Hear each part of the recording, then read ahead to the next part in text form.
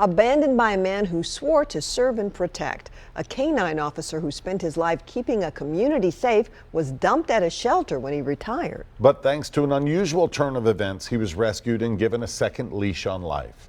News Channel 5's Alexander Cohen introduces us to the retired K-9 living out his life in Music City.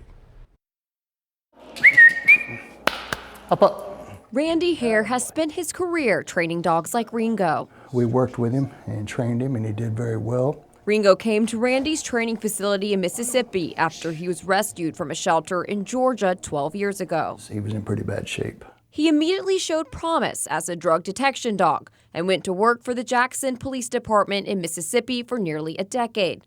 Weeks after he retired, Ringo's handler dropped him off at a shelter. I was ticked, and I was highly upset with him, over pulling something like that. Randy heard about what happened and went to the shelter. Sure enough, it was Ringo, and my heart sank.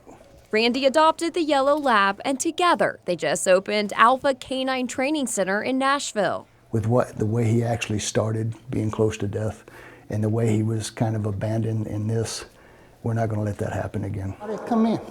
He likes the boy. At the new facility, Ringo has his own room. So we designated that as Ringo's little castle. And we put him a television in there. He likes to watch Top Dog. While his days sniffing out drugs are over, Ringo is living his best life. You think he's a good model for the other dogs that come here for training? No. When Ringo isn't playing with his toy, he supervises training sessions from the window.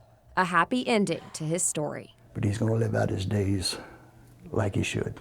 In Nashville, Alexander Cohen, News Channel 5. Gotta love Ringo. What happened was so hard on Randy that he has cut back on training police dogs. He now primarily works with pups and owners on obedience training. And according to local media reports, the officer involved in what happened was demoted.